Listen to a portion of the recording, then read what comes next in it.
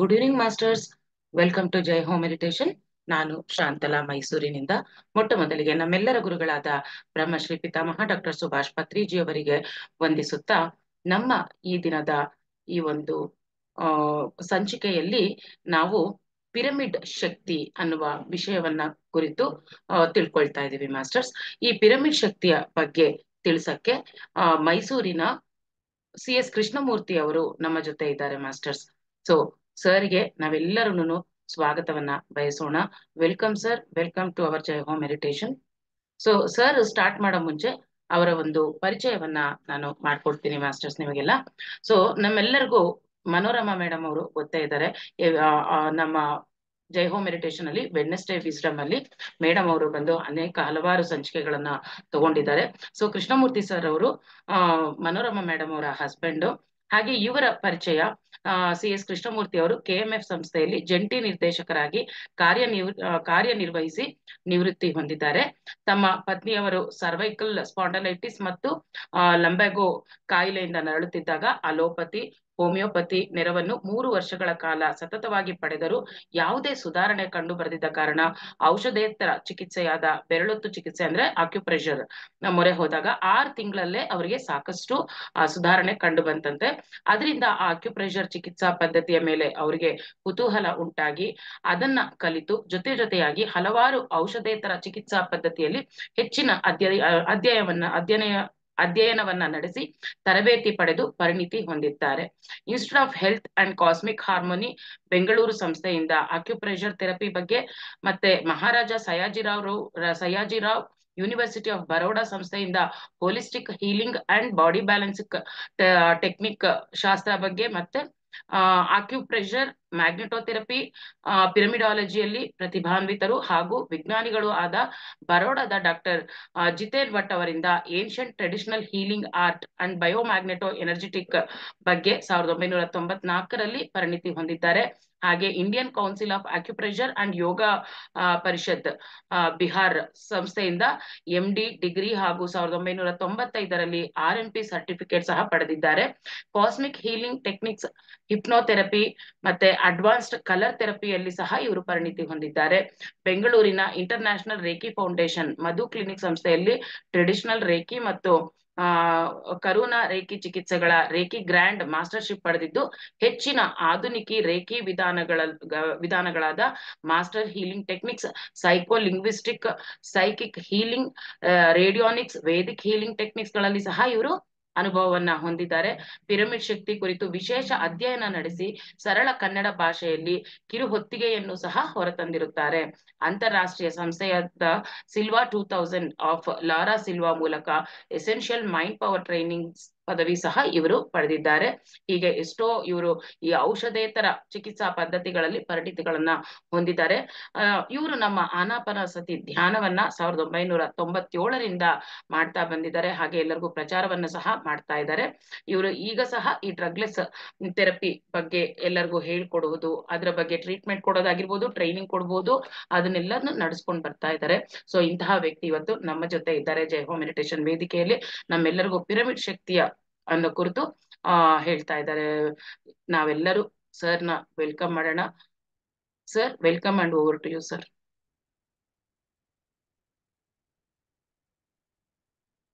Unmute ಮಾಡ್ಕೊಳ್ಳಿ sir.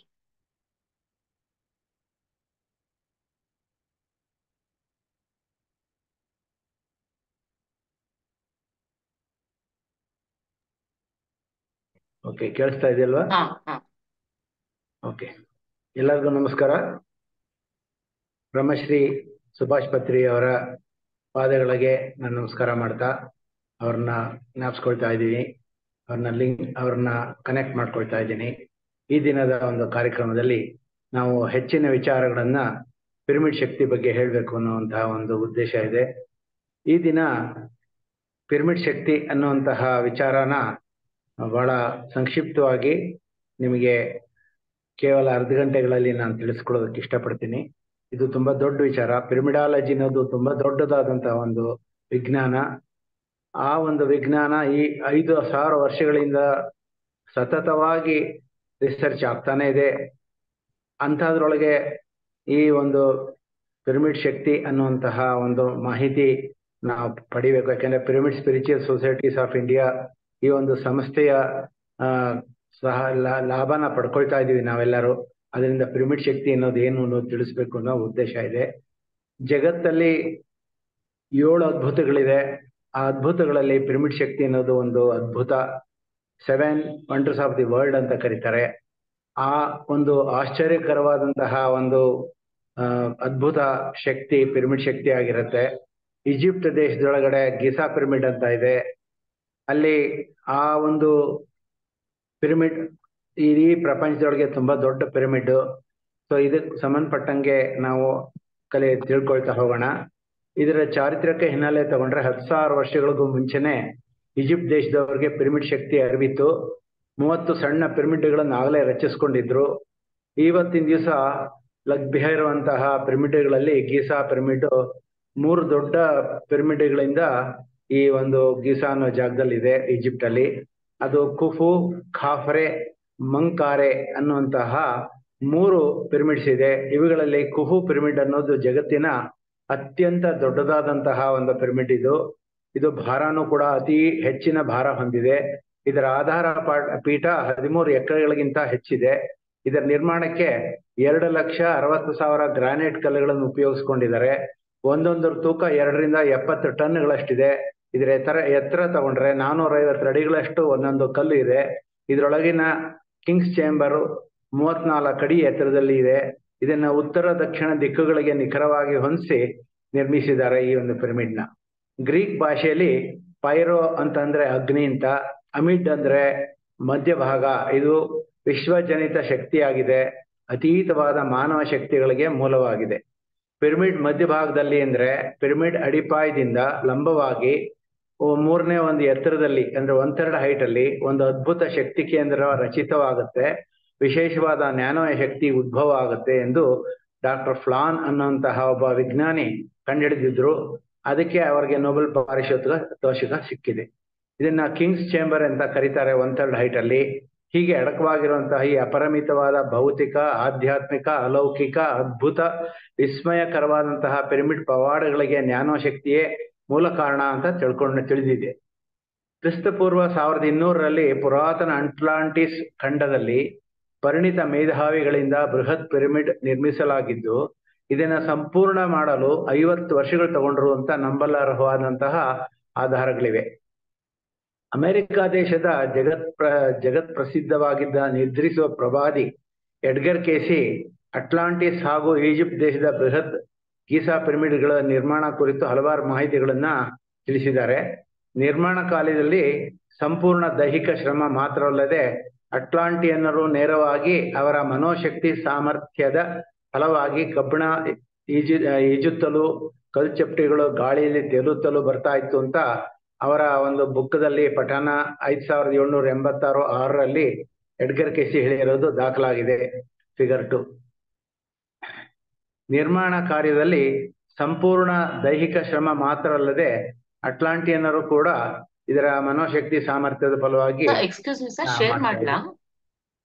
Number 2 ಅಂತ ಹೇಳಿದಾಗ ನಾನು ಶೇರ್ ಓಕೆ 1 ಸೆಕೆಂಡ್.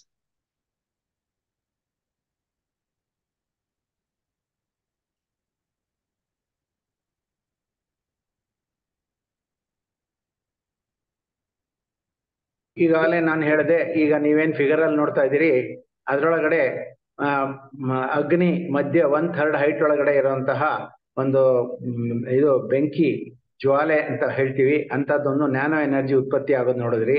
ಈಗ ಗಿಸಾ ಪಿರಮಿಡ್ ಕೂಡ ನೋಡ್ತಾ ಇದ್ದೀರಿ.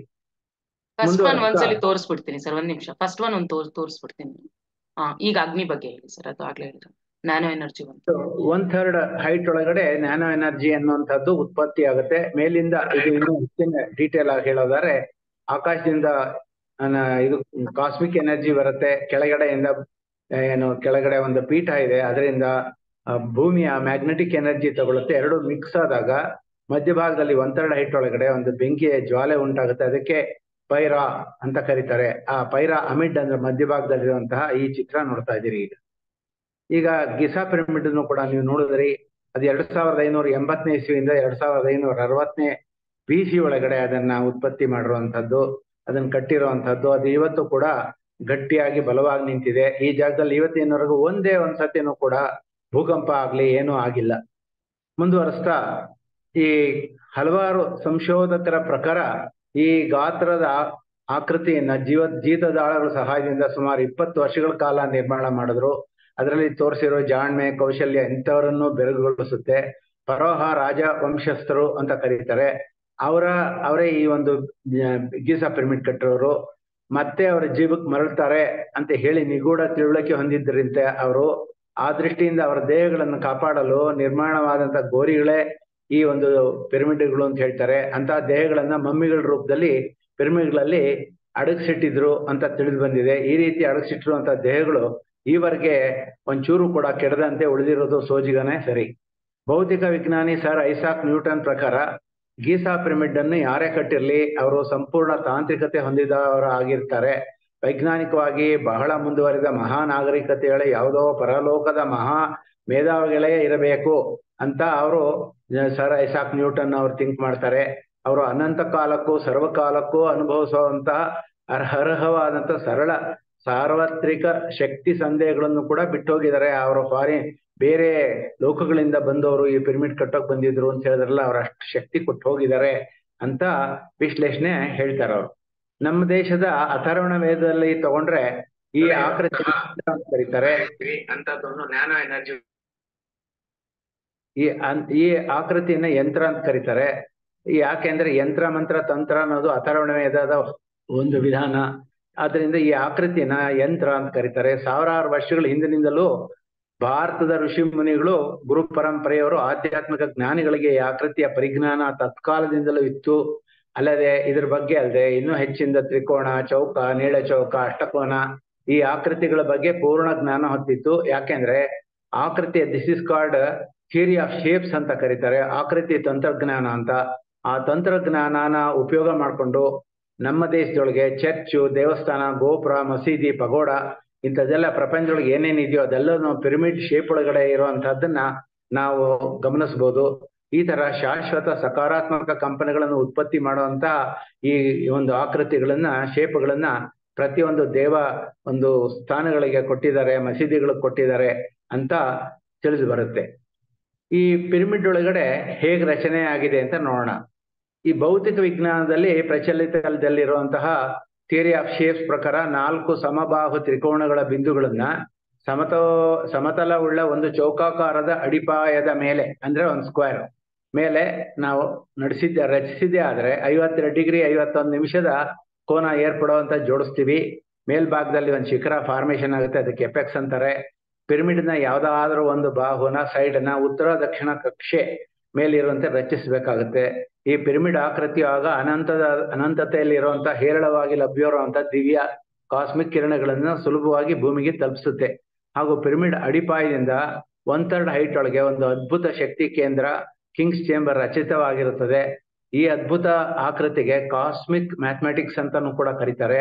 ಈ ರೀತಿ ನಿರ್ಮಿಸಿದ ಈ ಪಿರಮಿಡ್ನ ಆಕೃತಿ ಸೃಷ್ಟಿಕರ್ತನಿಗೆ ಅತ್ಯಂತ ಪ್ರಿಯವಾಗಿದೆ ಅಂತ ಈಜಿಪ್ಷಿಯನ್ನರು ನಂಬ್ತಾ ಇರ್ತಾರೆ. ಈ ಪಿರಮಿಡ್ಗಳನ್ನ ಯಾವ ತರ ನಿರ್ಮಿಸೋದು ಅಂತ ಅನ್ನೋದನ್ನ ಈಗ ನೋಡೋಣ. ಫಿಗರ್ 3.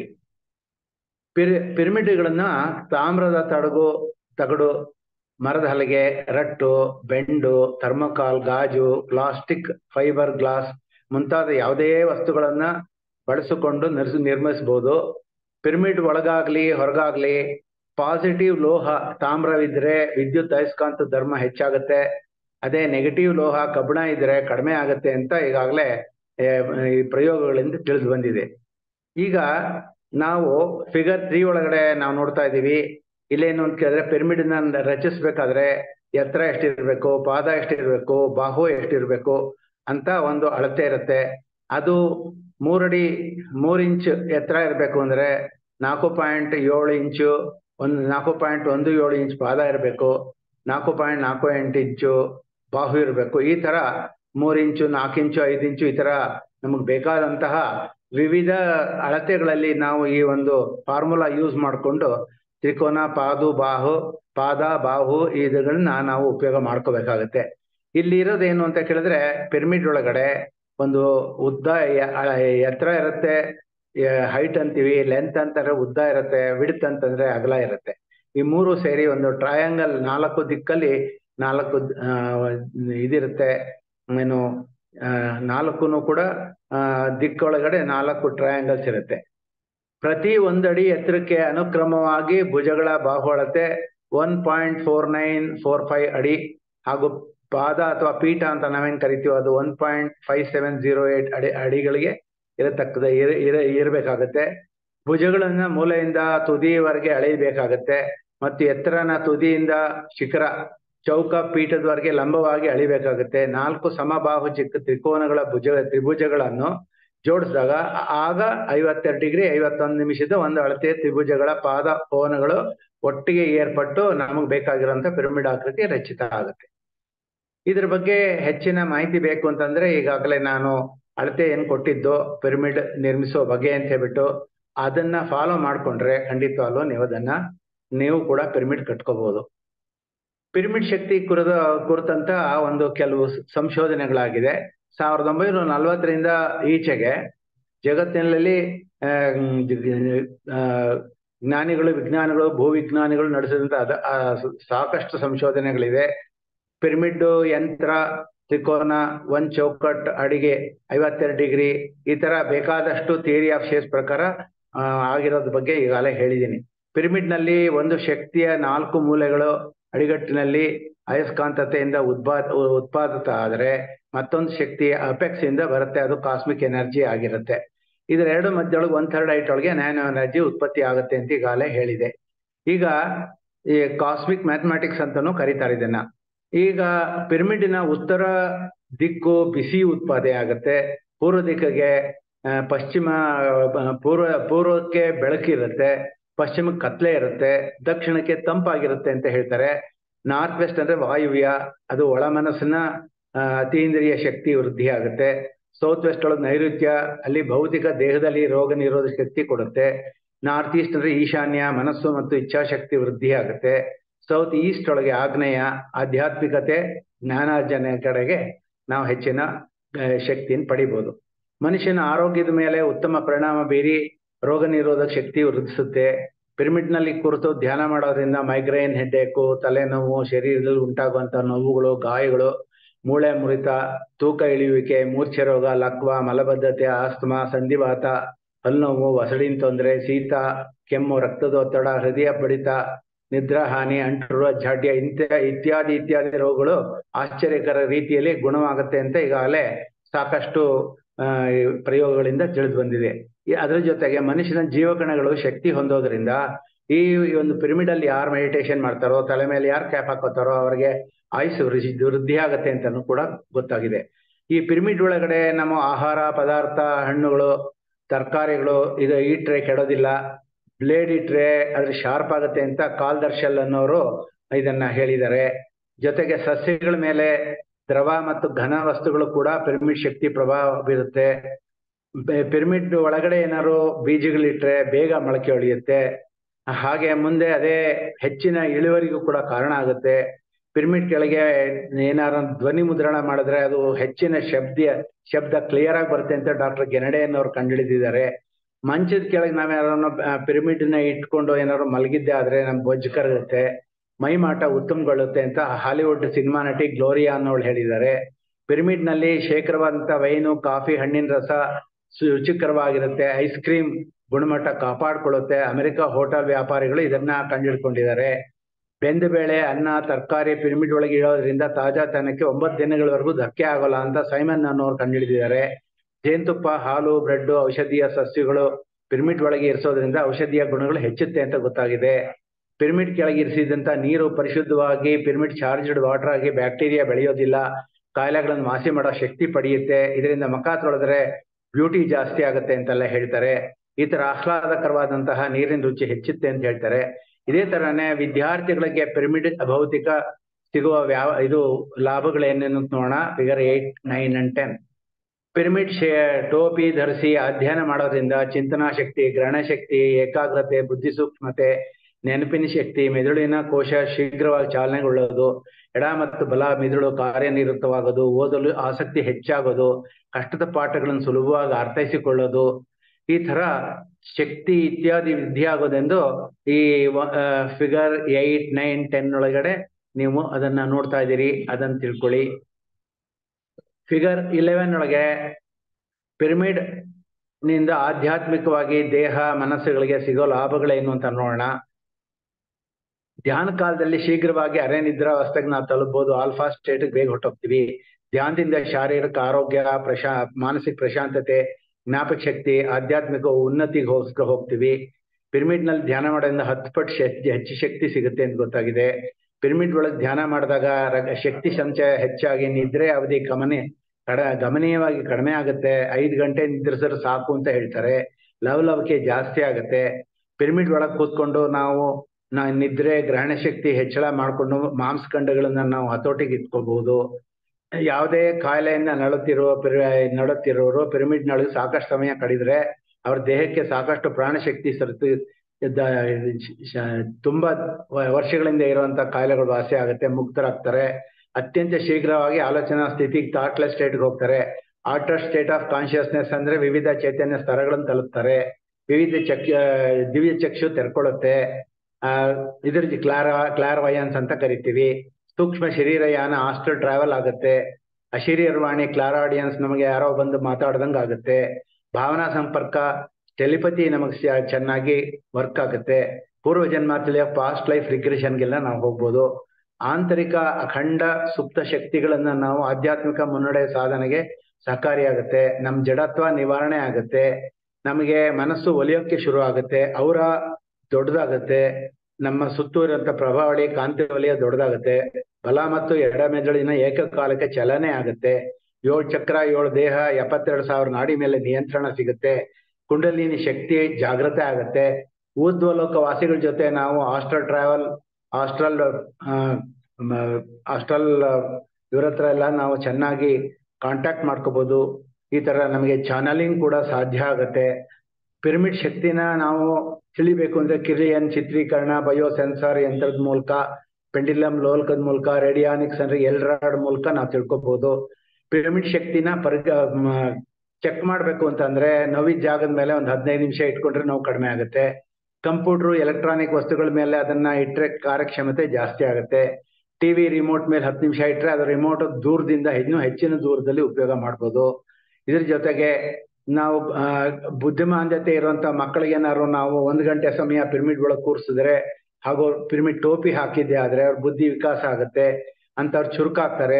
ಲೋಕಿಯಿಂದ ಜಾಣ್ಮೆ ತೋರಿಸ್ಕೊಳಕ್ಕೆ ಶುರು ಆಗ್ತಾರೆ. ಮಾನಸಿಕ ಪ್ರಬುದ್ಧಿಯಲ್ಲಿ ಪ್ರಗತಿ ತೋರಿಸ್ತಾರೆ.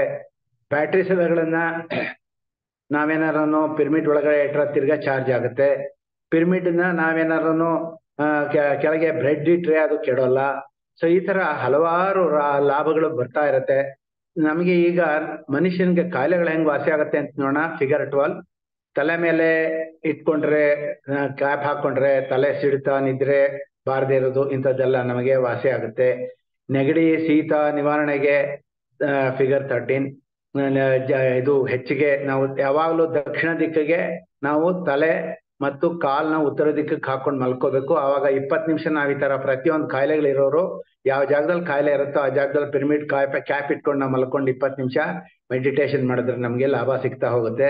ಹೀಗೆ ಎದೆ ನೋವು, ಹೊಟ್ಟೆ ನೋವು, ಬೆನ್ನೋವು ಈ ತರದ್ ಎಲ್ಲದನ್ನು ನಾವು ಮೊಣಕಾಲು ನೋವು ಇದೆಲ್ಲದನ್ನು ವಾಸಿ ಮಾಡ್ಕೊಂತ ಹೋಗ್ಬೋದು. ಗಂಟಲು ನೋವು, ಥೈರಾಯ್ಡ್ ಗ್ರಂಥಿ ಪ್ರಾಬ್ಲಮ್ ಇರುತ್ತೆ ತುಂಬಾ ಜನಕ್ಕೆ, ಅದು ಕೂಡ ವಾಸಿ ಆಗುತ್ತೆ. ಭುಜ ನೋವು ನಿವಾರಿಸ್ಕೊಳ್ಳೋದಕ್ಕೆ ನಮ್ಗೆ ಎರಡು ಭುಜದ ಮೇಲೂ ಕೂಡ ಇದನ್ನು ಪಿರಮಿಡ್ ಕ್ಯಾಪ್ಗಳು 2 ಇಟ್ಕೊಂಡ್ರೆ ನಮ್ಮ ಭುಜ ನೋವು ಕಡಿಮೆ ಆಗುತ್ತೆ. 20 ನಿಮಿಷ ನಾವು ಆ ತರ ಮೆಡಿಟೇಷನ್ ಮಾಡ್ಬೇಕು. ಇದೇ ತರನೇ ಪಿರಮಿಡ್ ಕನ್ನಡಕನೂ ಕೂಡ ಬಳಸ್ಬೋದು. ಯಾಕೆಂದ್ರೆ ಈಗಿನ ಕಾಲದಲ್ಲಿ ಹೆಚ್ಚು ಪಿರಮಿಡ್ ಹೆಚ್ಚು ಇದನ್ನ ಸೆಲ್ ಫೋನ್ಗಳು ಯೂಸ್ ಮಾಡ್ತಾರೆ. ಕಂಪ್ಯೂಟರ್ ಒಳಗೆ ಆನ್ಲೈನ್ ಅಲ್ಲಿ ವರ್ಕ್ ಮಾಡೋದ್ರಿಂದ ಅವ್ರಿಗೆಲ್ಲ ಕಣ್ಣುಗಳಿಗೆ ಆಪ್ಟಿಕ್ ನರ್ವ್ ಪ್ರಾಬ್ಲಮ್ ಇರುತ್ತೆ. ಅದು ಕಣ್ಣಲ್ಲಿ ದೋಷ ಇರೋದೆಲ್ಲ ನಿವಾರಣೆ ಆಗೋದಕ್ಕೆ ಪಿರಮಿಡ್ ಕನ್ನಡಕ ಹಾಕೊಂಡು ಮಲಕೊಂಡು ಮೆಡಿಟೇಷನ್ ಮಾಡ್ಬೇಕಾಗತ್ತೆ. ಸೊ ಈ ತರ ತಲೆನೋವು ಕಡಿಮೆ ಆಗುತ್ತೆ. ಕಣ್ಗುಡ್ಡೆ ಇರೋ ನೋವು ಹೋಗುತ್ತೆ. ದೀರ್ಘಕಾಲ ಆಯಾಸ ಕಡಿಮೆ ಆಗುತ್ತೆ. ಹೀಗೆ ಮೇಲ್ಚಾವಣಿ ಪಿರಮಿಡ್ ಅಂತ ಇರುತ್ತೆ. ಅಂದ್ರೆ ಏನು ಅಂದ್ರೆ ಹ್ಯಾಂಗಿಂಗ್ ಪಿರಮಿಡ್. ಇದನ್ನ ಹಾಕೊಂಡು ನಾವು ಮಲಗೋದ್ರಿಂದ ನಮಗೆ ಬೇಗ ಚೇತರಿಸ್ಕೊಳ್ತೀವಿ. ಕಾಯಿಲೆಗಳು ವಾಸಿ ಆಗುತ್ತೆ. ನಮಗೆ ನಿದ್ರಾಹೀನತೆ ಕಡಿಮೆ ಆಗುತ್ತೆ. ಹೆಚ್ಚಿನ ದೇಹಾತೀತ ಅನುಭವಗಳಾಗುತ್ತೆ. ಇದ್ರ ಜೊತೆಗೆ ಬೇರೆ ಮೇಲ್ಸ್ತರದ ಬ್ರಹ್ಮಾಂಡಗಳ ಆವಿಷ್ಕಾರಗಳನ್ನು ಕೂಡ ತಿಳ್ಕೊತಾ ಹೋಗ್ತೀವಿ. ಆಸ್ಟ್ರಲ್ ಟ್ರಾವೆಲ್ ಆಗುತ್ತೆ, ಕನಸುಗಳ ಸ್ಪಷ್ಟತೆ ಸಿಗುತ್ತೆ. ಇದ್ರ ಜೊತೆಗೆ ಭೌತಿಕ ಚಿಂತನೆಗಳು ವೃದ್ಧಿ ಆಗುತ್ತೆ. ಕುಂಡಲಿನಿ ಶಕ್ತಿ ನಮಗೆ ಸೂಕ್ಷ್ಮ ದೇಹದ ಶಕ್ತಿ ಕೇಂದ್ರಗಳು ವಿಕಸನ ಪಡೆಯುತ್ತೆ. ನಮ್ಮ ಕಣ್ಣು ದಿವ್ಯ ಚಕ್ಷು ತೆಕ್ಕೊಳ್ಳೋಕೆ ಪ್ರಯತ್ನ ಮಾಡುತ್ತೆ. ಪೂರ್ವ ಜನ್ಮಗಳ ಸ್ಮರಣೆ ನಮಗೆ ಗೊತ್ತಾಗೋಕೆ ಶುರು ಆಗುತ್ತೆ. ನಾವು ಯಾಕೆ ಹುಟ್ಟಿದ್ವಿ, ನಮ್ಮ ಪರ್ಪಸ್ ಆಫ್ ಲೈಫ್ ಏನು, ಯಾಕೆ ಹುಟ್ಟಿದೀವಿ ನಾವು ಅಂತ. ಮನೆಯಲ್ಲಿ ಈ ಪಿರಮಿಡ್ ತೂಗು ಹಾಕೋದ್ರಿಂದ ಶಾಂತಿ, ಅಭಿವೃದ್ಧಿ, ನೆಮ್ಮದಿ ಸಿಗುತ್ತೆ. ಇದಕ್ಕೆ ಹ್ಯಾಂಗಿಂಗ್ ಪಿರಮಿಡ್ ನಮ್ಮ ಮನೆಗಳಲ್ಲಿ ನಾವು ಎಲ್ಲರೂ ಒಟ್ಟಿಗೆ ಕೂತ್ಕೊಳ್ಳೋ ಜಾಗದಲ್ಲಿ ಹಾಕೊಳ್ಳೋದು ಒಳ್ಳೇದು. ಇದೇ ತರನೇ ವಾಟರ್ ಪಿರಮಿಡ್ ಅಂತ ಅಂದ್ರೆ ನಾವೊಂದು ವಾಟರ್ ಪಿರಮಿಡ್ ಮೇಲೆ ನಾವು ಕುಡಿಯುವಂತಹ ಒಂದು ನೀರಿನ ಒಂದು ಚೆಂಬು ಅಥವಾ ಏನಾದ್ರು ಒಂದು ದೊಡ್ಡದಾದಂತಹ ತಾಮ್ರದ ಪಾತ್ರೆಯಲ್ಲಿ ಇಟ್ಕೊಂಡು ನಾವು ಮಾಡಿದ್ದಾರೆ ನಮ್ಮ ಮುಖದ ಕಾಂತಿನ ಉಪಯೋಗ ಮಾಡ್ಕೋಬಹುದು, ಮೊಡವೆ ಕಡಿಮೆ ಮಾಡ್ಕೋಬಹುದು, ಗಂಟಲೊಳಗಿರೋ ತೊಂದರೆ ನಿವಾರಣೆ ಮಾಡ್ಕೋಬಹುದು, ಎದೆಯುರಿ ಕಡಿಮೆ ಮಾಡ್ಕೋಬಹುದು, ಸೋಂಕು ಕಡಿಮೆ ಮಾಡ್ಕೋಬಹುದು. ಹೀಗೆ ಪಿರಮಿಡ್ ಚಾರ್ಜ್ ವಾಟರ್ ಇಂದ ನಮಗೆ ಕಣ್ಣುಗಳಲ್ಲಿರೋ ದೋಷನೂ ಹೋಗುತ್ತೆ, ಕಣ್ಣು ತೊಳ್ಕೋಬಹುದು. ಹೀಗೆ ಹೊಗೆ, ಧೂಳು, ಈ ತರ ಏನೇ ಈಗ ಪೊಲ್ಯೂಷನ್ ಇರುತ್ತೆ ಅದೆಲ್ಲದನ್ನು ಈ ಪಿರಮಿಡ್ ಚಾರ್ಜ್ ವಾಟರ್ ಇಂದ ನಾವು ಇದ್ ಮಾಡ್ಕೊಂಡು ಕ್ರಿಮಿನಾಶಕ ಗುಣ ಇದಿರೋದ್ರಿಂದ ನಮ್ಗೇನು ಗಾಯಗಳು ಅದೆಲ್ಲ ವಾಸಿ ಆಗುತ್ತೆ, ಅದನ್ನ ತೊಳಿಬಹುದು. ಅದ್ಭುತ ಲೋಷನ್ ರೀತಿಯಲ್ಲಿ ಕೆಲಸ ಮಾಡುತ್ತೆ. ಈ ನೀರಿನಿಂದ ಕೂದಲನ್ನು ತೊಳೆದ್ರೆ ಹೆಚ್ಚೆಚ್ಚಿಗೆ ಶಾಂಪೂ ಲೋಷನ್ ರೀತಿಯಲ್ಲಿ ಈ ನಿವಾರಿಸಿ ಕೂದಲಿನ ಬೆಳವಣಿಗೆ ಹೆಚ್ಚಾಗುತ್ತೆ. ಈ ಒಂದು ನೀರ್ನ ಮುಕ್ಕಾಲ್ ಭಾಗ ಕುಡಿಯೋ ನೀರಿನೊಳಗೆ ಬೆರೆಸಿ ಕುಡಿದಿದ್ದೇ ಆದ್ರೆ ಶಕ್ತಿದಾಯಕ ನೀರು ಹೆಚ್ಚಿನ ಅವಧಿ ಫ್ರಿಡ್ಜ್ ಅಥವಾ ಸೂರ್ಯನ ಬೆಳಕಿನಲ್ಲಿ ದಾಸ್ತಾನು ಇಟ್ಟು ಆಮೇಲೆ ಅದನ್ನು ಉಪಯೋಗ ಮಾಡಿದ್ರೆ ಇನ್ನೂ ಹೆಚ್ಚಿನ ಉಪಯೋಗ ಸಿಗುತ್ತೆ. ಈಗ ಪ್ರಪಂಚದ ವಿವಿಧ ಜಾಗಗಳಲ್ಲಿರುವಂತ ಪಿರಮಿಡ್ಗಳನ್ನ ನಾವು ನೋಡಿ ತಿಳ್ಕೊಳ್ಳೋಕ್ ಪ್ರಯತ್ನ ಮಾಡಿದ್ದೆ ಆದ್ರೆ ಹಿಮಾಲಯದಲ್ಲಿ ಶ್ವೇತ ಪಿರಮಿಡ್ ಇದೆ, China, Cambodia, Siberia, France, Ireland, Australia, Peru, Bolivia, ಮಧ್ಯ ಅಮೆರಿಕ, ಮೆಕ್ಸಿಕೋ, ಈಜಿಪ್ಟ್, ಹೀಗೆ ಎಲ್ಲಾ ಪ್ರಪಂಚದ ವಿವಿಧ ದೇಶಗಳಲ್ಲೂ ಕೂಡ ಪಿರಮಿಡ್ಗಳಿದೆ. ಇಲ್ಲಿ ಕೆಲವು ತೋರಿಸ್ಬೇಕು ಅನ್ನೋದಾದ್ರೆ ಟೆನೆಸಿ ಒಳಗಡೆ ಒಂದು ಇದು ಪ್ಯಾರಿಸ್ನೊಳಗೆ ಲವರಿ ಗಾಜಿನ ಪಿರಮಿಡ್ ಇದೆ.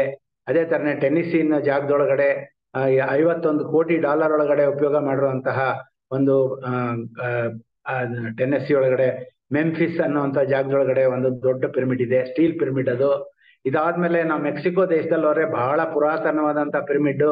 ಈ ಪಿರಮಿಡ್ ಸುಮಾರು 5,000 ವರ್ಷಗಳ ಹಿಂದಿನಿಂದನೂ ಇದೆ. ಇದಾದ್ಮೇಲೆ ರೋಮ್ ದೇಶದೊಳಗೆ ಸೆಸಿಟಿಸ್ ಅನ್ನೋ ಪಿರಮಿಡ್ ಇದೆ. ಇದಕ್ಕಿಂತ ಹಿಂದಕ್ಕೆ ಹೋದ್ರೆ ಮಿಸೋ ಅಮೆರಿಕಾ, ಮೆಕ್ಸಿಕೋದಲ್ಲಿರೋ ಪುರಾತನ ಪಿರಮಿಡ್ ಇದು ಎಷ್ಟೋ ಸುಮಾರು 6-7 ಲಕ್ಷ ಸಾವಿರ ನಂಬರ್ಸ್ ಹೇಳ್ತೀರಾ ಸರ್? ಅದು 25.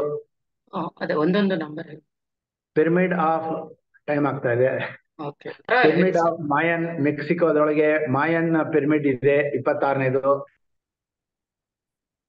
ಇದಾದ್ಮೇಲೆ 24ರಲ್ಲಿ ಪುರಾತನ ಅದ್ಭುತವಾದಂತ ಪಿರಮಿಡ್ ಅಂತಂದ್ರೆ 24ನೇದು ನೋಡಿ. ಸೊ ಈ ತರದ್ದು ಒಳ್ಳೆ ಇದೆಲ್ಲದನ್ನು ಗಿಸಾ ಪಿರಮಿಡ್ ಬರೋದಕ್ಕೆ ಮುಂಚಿನಿಂದ ಇದ್ದಂತಹ ಪಿರಮಿಡ್ಗಳು. ಮಾಯನ್ ಸಮೂಹ ಅಂತಿತ್ತು, ಅವರು ತುಂಬಾ ಜ್ಞಾನಿಗಳು. ಆ ಮಾಯನ್ ಪಿರಿಯಡ್ ಒಳಗಡೆ ಮಾಡಿದಂತಹ ಈ ಮೆಕ್ಸಿಕೋದಲ್ಲಿರುವಂತಹ ಪಿರಮಿಡ್ಗಳು. ಅದ್ರೊಳಗೂ ಕೂಡ 26ನೇ ನಂಬರ್ ಅಲ್ಲಿ ಇರುವಂತಹದ್ದು ಒಂದು ಪಿರಮಿಡ್ ಒಳಗಡೆ ರಾಜರು ಕೂಡ ವಾಸಿಸ್ತಾ ಇದ್ರು ಪಿರಮಿಡ್ಗಳಲ್ಲಿ. ಅವ್ರು ಅದರಿಂದ ಜ್ಞಾನ ಪಡ್ಕೊಳ್ತಾ ಇದ್ರು. ಸೊ ಅದೇ ತರನೇ ಟಿಕಾಲ್ ಟೆಂಪಲ್ ಪಿರಮಿಡ್ ಅಂತ ಅನ್ನೋದು 720 ಇಂದ ಇದೆ. 26ನೇ ನಂಬರು 26ನೇ ನಂಬರು ಟಿಕಾಲ್ ಟೆಂಪಲ್ ಪಿರಮಿಡ್ ಅಂತ. ಸೊ ಹೀಗೆ ಬ್ಲ್ಯಾಕ್ ಪಿರಮಿಡ್ ಆಫ್ ಪುಣೆದಲ್ಲಿ ಓಶೋ ರಜನೀಶ್ ಅವ್ರ ಸೃಷ್ಟಿ ಮಾಡಿದಂತ ಒಂದು ಪಿರಮಿಡ್ ಇದೆ, ಬ್ಲ್ಯಾಕ್ ಪಿರಮಿಡ್ ಅಂತ ಕರೀತಾರೆ ಅದನ್ನ, 27ನೇ ನಂಬರು. ಇದಾದ್ಮೇಲೆ ಬುದ್ಧ ಪಿರಮಿಡ್ ಆಫ್ ಕರ್ನೂಲ್ ಅನ್ನೋ ಜಾಗದೊಳಗಡೆ ಆಂಧ್ರ ಪ್ರದೇಶದೊಳಗಡೆ ನಮ್ಮ ದೇಶದೊಳಗಡೆ ಇರುವಂತಹ ಒಂದು ಅದ್ಭುತ ಪಿರಮಿಡ್ ಇದೆ. ಇದಾದ್ಮೇಲೆ ನಿಮ್ಗೆಲ್ಲರೂ ಗೊತ್ತಿರೋ ಹಂಗೆ ಪಿರಮಿಡ್ ವ್ಯಾಲಿ ಒಳಗಡೆ ಇರುವಂತಹ ಕನಕ್ಪುರದಲ್ಲಿ ನಮ್ಮ ಮೈತ್ರೇಯಿ ಪಿರಮಿಡ್ ಇದೆ. ಸೊ ಹೀಗೆ ನಾವು ಬೇಕಾದಷ್ಟು ಪಿರಮಿಡ್ಗಳನ್ನ ಆಲ್ ಓವರ್ ದಿ ವರ್ಲ್ಡ್ ನೋಡ್ಬೋದು. ಕೆಲವನ್ನೇ ಮಾತ್ರ ನಿಮಗೆ ತೋರಿಸ್ತಾ ಇದ್ದೀನಿ. ದೇಹಾರೋಗ್ಯಕ್ಕೋಗಿ ನಾವು ಎಷ್ಟೋ ಪಿರಮಿಡ್ಗಳನ್ನ ಯೂಸ್ ಮಾಡ್ತಾ ಇರ್ತೀವಿ. ಅದರೊಳಗೆ ಹ್ಯಾಂಗಿಂಗ್ ಪಿರಮಿಡ್ ಬಗ್ಗೆ ಈಗಾಗಲೇ ಹೇಳಿದೆ. ಪಿರಮಿಡ್ ಕ್ಯಾಪ್ನ ಹೇಗೆ ಯೂಸ್ ಮಾಡ್ಬೇಕು ಅಂತ ಈಗಾಗಲೇ ಹೇಳಿದ್ದೆ. ಆಸೆ ಆಕಾಂಕ್ಷೆಗಳ ಪಿರಮಿಡ್ ಬಗ್ಗೆ ಉದ್ದಕ್ಕೂ ಹಾಕ್ತಾ ಹೋಗ್ಬಿಡಿ ಮೇಡಮ್. ಫಿಗರ್ 31 ಇದ್ರೊಳಗೆ ಆಸೆ ಆಕಾಂಕ್ಷೆಗಳ ಪಿರಮಿಡ್ ಅಂದ್ರೆ ವಿಶ್ ಪಿರಮಿಡ್ ಅಂತ ಕರೀತಾರೆ. ಅದ್ರೊಳಗಡೆ ಒಂದು ಚೀಟಿ ಬರ್ದಿಟ್ಬಿಟ್ಟು ನೀವೇನಾದ್ರು ಒಂದು ವಿಶ್ ಮಾಡೋದ್ರ 45 ದಿವಸದಲ್ಲಿ ನಿಮ್ಗೆ ಉತ್ತರ ಸಿಗುತ್ತೆ. ಅದೇ ತರ ಪಿರಮಿಡ್ ಕನ್ನಡಕ ಹೇಗೆ ಯೂಸ್ ಮಾಡ್ಬೇಕು ಅಂತ ಈಗಾಗಲೇ ಹೇಳಿದ್ದೆ. ನೀರಿನ ಪಿರಮಿಡ್ ನಾವು ಹೇಗೆ ಯೂಸ್ ಮಾಡ್ಬೇಕು, ವಾಟರ್ ಪಿರಮಿಡ್ ಅನ್ನೋದು ಕೂಡ ಅಂತ ಹೇಳಿದ್ದೆ. ಪಿರಮಿಡ್ ಕೀ ಚೈನ್ ಇರುತ್ತೆ, ಅದನ್ನ ನಮ್ಮ ಒಂದು ವ್ಯಾನಿಟಿ ಬ್ಯಾಗ್ ಅಲ್ಲಿ ಇಟ್ಕೋಬಹುದು, ನಮ್ಮ ಜೋಬಲ್ಲಿ ಇಟ್ಕೋಬಹುದು. ಇದರಿಂದ ಇಂಧನ ಉಳಿತಾಯಕ್ಕೆ ನಮ್ಮ ಒಂದು ವೆಹಿಕಲ್ಗಳಲ್ಲಿ ಅದನ್ನ ಇಟ್ಕೊಂಡ್ರೆ ಇಂಧನ ಉಳಿತಾಯ ಆಗುತ್ತೆ. ರಕ್ಷಾ ಕವಚದಂತೆ ಜೋಬಲ್ಲಿ ಇಟ್ಕೋಬಹುದು. ವ್ಯಾಪಾರಸ್ಥರು ದುಡ್ಡಿನ ಜೊತೆಲಿ ಇಟ್ಕೊಂಡ್ರೆ ಅವ್ರಿಗೆ ವ್ಯಾಪಾರ ಜಾಸ್ತಿ ಆಗುತ್ತೆ.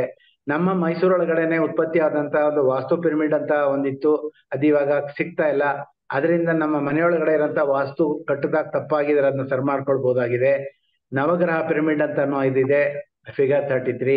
ಇದನ್ನ ಮನೆ ಬಾಗಿಲಲ್ಲಿ ಮುಂದ್ಗಡೆ ಹಾಕಿದ್ರೆ ನಮ್ಮ ಒಂದು ನಮ್ಮ ಮನೆಗೆ ಯಾರೋ ಒಳಗಡೆ ಬಂದ್ರೆ ಕೆಟ್ಟ ನಕಾರಾತ್ಮಕ ತರಂಗಗಳನ್ನು ತರೋದನ್ನ ಇದು ಎಲ್ಲದನ್ನು ಹೀರಿ ಗ್ರೌಂಡಿಂಗ್ ಮಾಡುತ್ತೆ. ಇದಕ್ಕೆ ನವಗ್ರಹ ಪಿರಮಿಡ್ ಅಂತ ಕರೀತಾರೆ.